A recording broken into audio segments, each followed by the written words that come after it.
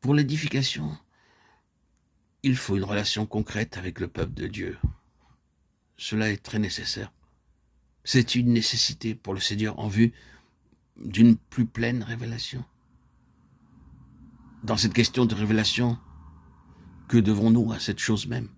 Pour une révélation, le Seigneur doit avoir le corps exprimé spirituellement. Il est extrêmement important de savoir cela. C'est là que le ministère du Seigneur fonctionne. Éphésiens 4 est un grand chapitre du ministère. On rejette tout isolément et toute pensée de départementaliser le ministère quand on a le corps exprimé réellement, quand chacun est trouvé occupant une certaine place de valeur spirituelle dans l'œuvre du Seigneur. Non pas selon les termes techniques que l'homme a coutume d'utiliser en référence à une telle œuvre, mais où chacun représente quelque chose de valeur spirituelle, où chacun est un ministre devant le Seigneur d'une certaine manière. Que vous le reconnaissiez ou non, c'est un fait. Malheureusement, beaucoup de pertes sont essuyées parce qu'on ne réalise pas dans quelle grande mesure l'obéissance de la part de chacun d'entre nous affecte le résultat. Je vous dirai comment tester cela. Est-ce qu'il va y avoir quelque chose de personnel pour le Seigneur par un moyen corporatif? Disons une conférence. Je me hasarde à dire qu'il n'y a pas beaucoup de gens qui, spirituellement associés à cela, ne connaissent pas quelques aspects de la fureur et de la pression du diable contre cette chose-là. Vous n'avez pas besoin de provoquer le diable de quelque façon que ce soit. C'est un conflit. Et ce ne sont pas seulement les personnes responsables dans le ministère de façon plus évidente qui sont affectées. Mais le conflit s'étend à ceux que nous ne relions pas directement au ministère dans ce sens spécifique. Dans notre pensée, nous limitons si souvent le ministère à une certaine expression du ministère.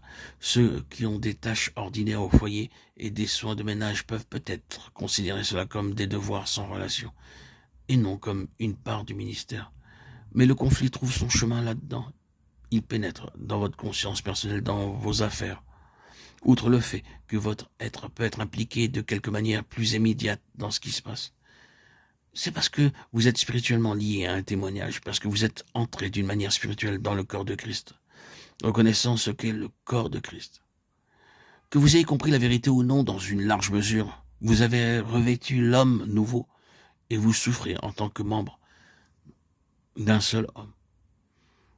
Or, cela n'est pas seulement un fait que peut-être nous reconnaissons d'une manière douloureuse, mais c'est un privilège. Paul a dit, maintenant, ce qui manque aux souffrances de Christ, je l'achève en ma chair, pour son corps, qui est l'Église. Colossiens 1, 24. Là, dans vos foyers, dans vos affaires, dans ce que vous appelleriez les arrière-plans, vous rencontrez le conflit. C'est pour l'amour du corps. Là-bas, loin des autres, vous supportez le choc. C'est la preuve que chaque partie de ce corps a part entière dans ce ministère.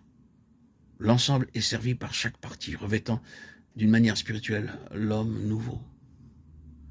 Bien que cela nous fasse participer au prix à payer, à la souffrance, cela signifie également que nous entrons au bénéfice de ses bienfaits et de sa valeur. Car aucun petit nombre de membres ne peut entrer au bénéfice de la bénédiction sans que l'ensemble de ceux qui sont dans une relation spirituelle n'en bénéficient. Si un membre souffre, tous les membres souffrent. Si un membre se réjouit, tous les membres, d'une certaine manière, se réjouissent et en bénéficient.